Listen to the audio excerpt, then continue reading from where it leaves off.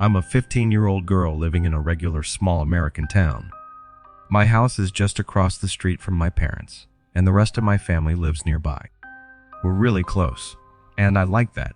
We're part of the local community, but there's a good and bad side to it. Small town gossip can be a real pain. Now, there's this guy in our town who has a bit of a creepy reputation. We went to the same high school, but he was 2 grades ahead of me. We never really talked back then, but one day, he messaged me on Facebook out of the blue, asking if I was single. I knew what he meant with that message. There's this guy I wasn't too sure about. People were talking about him, but I usually don't pay much attention to gossip. Still, something felt off about him. I read his messages but didn't respond. He kept messaging me like 4 more times, wondering why I didn't reply. Finally, I told him I wasn't interested and thought he was acting creepy. Some folks thought I was being unfair and called me sexist, assuming guys only want one thing. I found it kind of funny. They tried convincing me he just wanted to be friends because he heard I was funny. So, I decided to go along with it, accepted his friend request, and we chatted a bit on Facebook Messenger. He had interesting thoughts about movies and our small town's gossip. We didn't talk all the time, though. He was usually the one starting conversations. Honestly, I had enough friends and was close to my family, so I didn't really need anyone else. A few weeks later, I see him at Walmart. He greets me and wants to take a photo together. We end up in front of the cucumber aisle, and he shares the picture on Facebook, tagging me. He comments, calling me beautiful with heart eye emojis. Things start feeling weird. Later, he somehow gets my phone number and starts texting me. I'm getting scared, but I also feel sorry for him, thinking maybe he has no friends and this is his only way of connecting. I ask him how he got my number, and he admits messaging one of my friends on Facebook to get it. Sneaky and creepy, right? My friend Alexis thought it was okay because we had public pictures together on Facebook, like the one from Walmart. I was getting frustrated, but I didn't realize how messed up this guy was.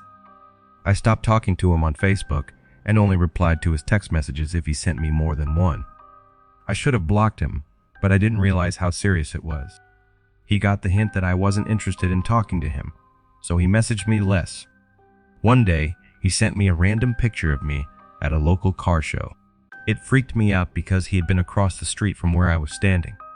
He kept sending pictures he took without me knowing, like at a red light or randomly around town. I thought about going to the police, but kept ignoring him, hoping the problem would go away. The breaking point was when he took a picture of me playing Guitar Hero with my sister inside her house. I panicked and told my dad everything. He asked why I let it go on for so long, and I didn't really know. I just wanted it to stop. My dad told me to block him everywhere, and he went to the guy's house that night. I'm not sure what he said, but the creepy guy stopped bothering me after that. Now, something unexpected happened. After everything that happened, I noticed someone else following me. At first, I thought I was just being overly worried from before, but it was real. It wasn't the same person as before, it was a completely different one. This new person seemed to be more secretive, like a shadow that never got too close, but was always around. I started seeing them in reflections and around corners. It wasn't just in town. They followed me to the local diner, the park, and even when I hung out with my friends. I felt like I was stuck, as if I couldn't get away from being watched all the time. Every time I felt their presence, the hairs on the back of my neck stood up. Once, I was with my friend Sarah in the park when I saw someone sitting on a bench across from us. I quietly asked Sarah if she noticed them too, but she seemed puzzled. I didn't want to make a big deal out of it. Later on, this person started sending me creepy messages without revealing their identity. The messages described what I did in a really strange and detailed way, like they were watching my every move. It made me feel really uncomfortable and scared. I thought it was time to tell someone about what was happening to me. So I went to the police this time.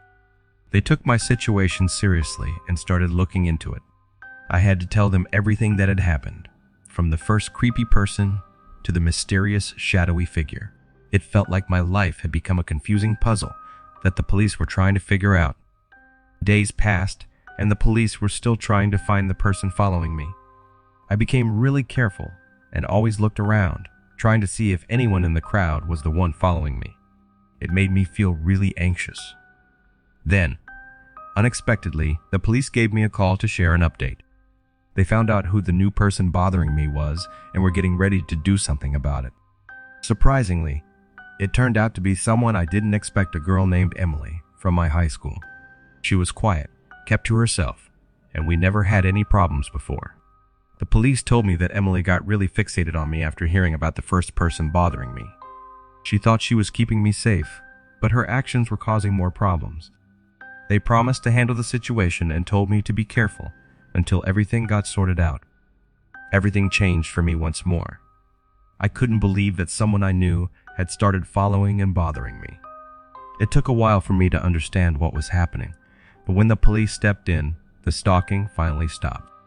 Things slowly went back to normal, but the whole ordeal made me more careful. I realized that danger can come from surprising sources.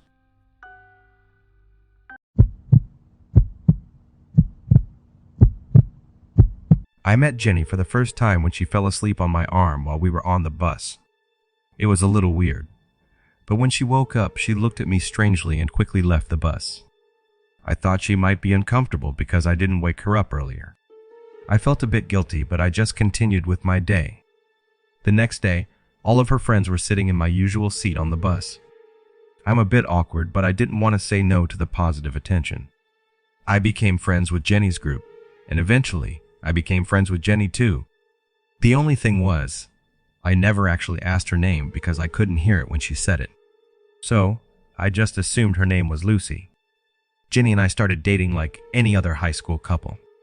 She was pretty direct, and after a few weeks, I got the message. But as we got closer, Jenny always wanted to talk about my past heartbreaks and personal stuff. I didn't mind sharing, but it felt weird because she never opened up about herself. I wanted to help her too, not just talk about my own stuff all the time. Once, when Jenny missed the bus, I let another girl sit next to me because the bus was really crowded. When Jenny came back and saw me sitting with the other girl, she got really mad. She yelled at the other girl, and after that, Jenny and I stopped talking. From then on, Jenny always sat next to me, and no one else dared to take that spot. Jenny used to make jokes that were a bit rude, but then she started saying things that really hurt my feelings. She would make fun of things I was sensitive about, and when I got upset, she would keep teasing me. It didn't seem like a big problem until one day after class when she pushed me into a wall. Some people saw it happen, but no one did anything. I didn't break up with her, but I started standing up for myself. We used to argue a lot, and every time, she either turned out to be right or it was just a mistake. I tried to end our relationship a few times, but she always had a sad story that made me feel sorry for her. I believed I could make things better. But everything took a turn when I discovered Jenny was taking pictures of me without asking and putting them online. When she showed me, it made me feel really uncomfortable. The final straw was when she proudly displayed an award with someone else's name on it. That's when I realized I didn't even know her real name. After Jenny and I broke up, things got weird. Whenever I rode the bus, she'd sit a few rows behind me and give me this intense stare, like she wanted me to talk to her. Even after I graduated, got a retail job, and left that store, she didn't go away. Instead, she started showing up regularly, freaking out my coworkers by describing me when they asked why she was there. One day, I noticed her standing outside the store staring in. Soon after, a girl quit, and I couldn't help but wonder if Jenny had something to do with it. I decided to leave the store and found a new job, hoping to escape the situation. But to my surprise, I still encountered Jenny. I was struggling emotionally and convinced myself I needed her. I saw her with another girl, but fortunately, I snapped out of it before doing anything impulsive. The other day at a restaurant, I saw Jenny again. She copied my hairstyle and seemed to be checking out my work uniform. I'm moving soon, hoping she won't track me down. But then, something surprising happened. When I started my new job, I spotted Jenny in the crowd. But this time, she was with a guy who seemed like someone I might know from school. The surprising part was that she had changed her hair again, and now it looked a lot like mine. It felt weird and made me uncomfortable. After I ate my dinner, Jenny stared at me a lot. She sat at a table between me and the window and kept looking at me every now and then. It felt like she was trying to get my attention on purpose, and it made me feel really scared. It seemed like she now knew where I work. After I finished eating, I went to the bathroom because I felt sick. When I looked in the mirror, I felt even worse. I realized I was still wearing my work clothes, and my hat had the name of the company I worked for on it. Jenny had seen it, and now she knew exactly where to find me. It was like a bad dream coming true. I left the restaurant feeling worried. I couldn't stop thinking about what might happen next. Would she start coming to where I work? I started to feel really scared, so I knew I had to do something. I decided to move, not just to start fresh, but to keep myself safe. Jenny was always around, and it was starting to really bother me. It wasn't just about her looking different or acting strangely. What surprised me was realizing that she was still really into me, even after all this time. I couldn't get away from her, and it was making me feel really stressed. Moving wasn't just about wanting a new beginning, it was something I had to do for my own mental health and safety. I'm getting ready to move to a new city, and I really hope that being far away will help me break free from the hold Jenny has on my life. I want to rebuild and deal with the trust issues she caused. But there's a worry in the back of my mind that she might find a way to locate me again. The part of my life with Jenny has been tough, and I can't wait to close that chapter and start fresh in a new and better part of my life. Before I continue to the next story, if you are interested in earning from YouTube without showing your face, or without making videos by yourself using artificial intelligence, like the video that you are watching right now, then I have a special free training for you. Check the first link in the description below to get instant access.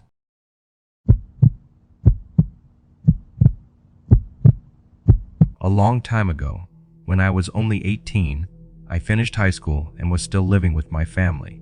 It was summertime, and one night I was staying up late to get ready for a camping trip with my friends. The room was really hot, so I had the windows wide open.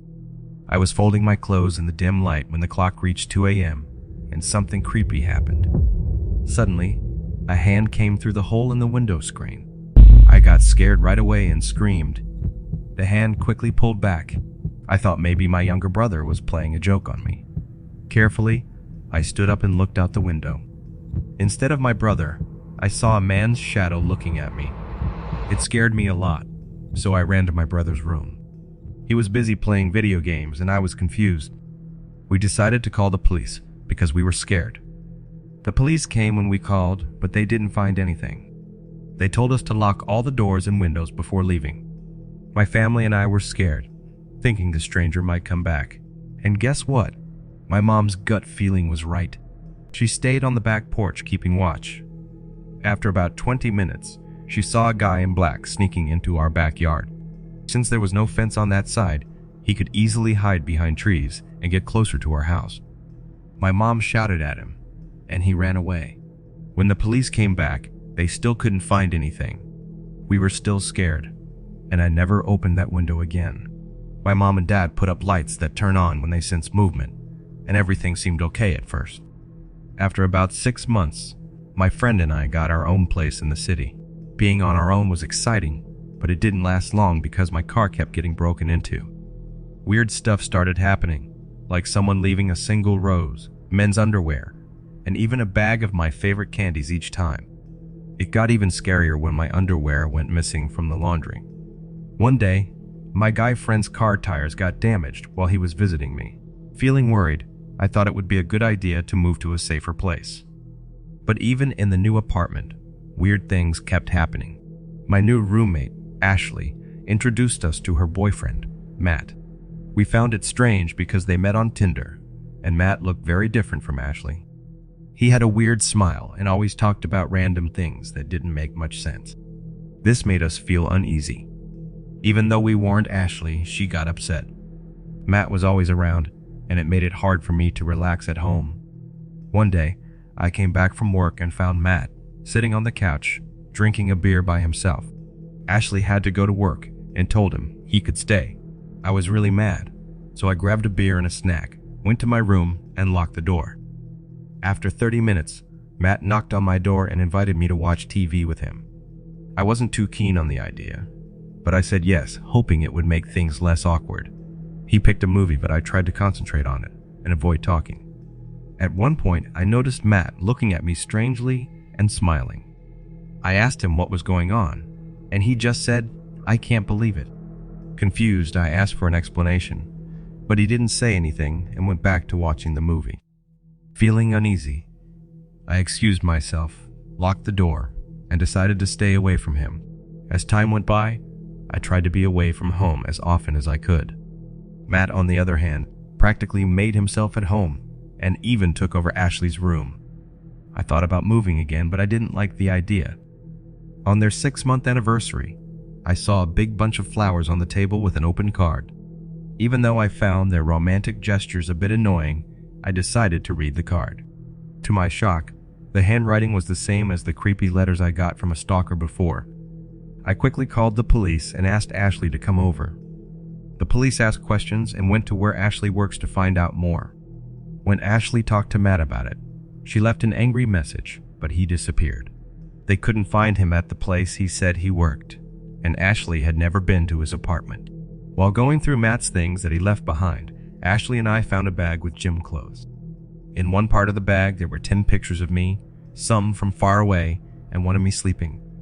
The sheets in the photo looked like the ones on my bed at home, which means he had been following me for a long time. In the bag, there were also 2 pairs of my missing underwear and strange keepsakes, like a Starbucks lid with my lipstick marks and a necklace I didn't realize was gone. The police couldn't find Matt, so I went to another country to get away from the scary feelings.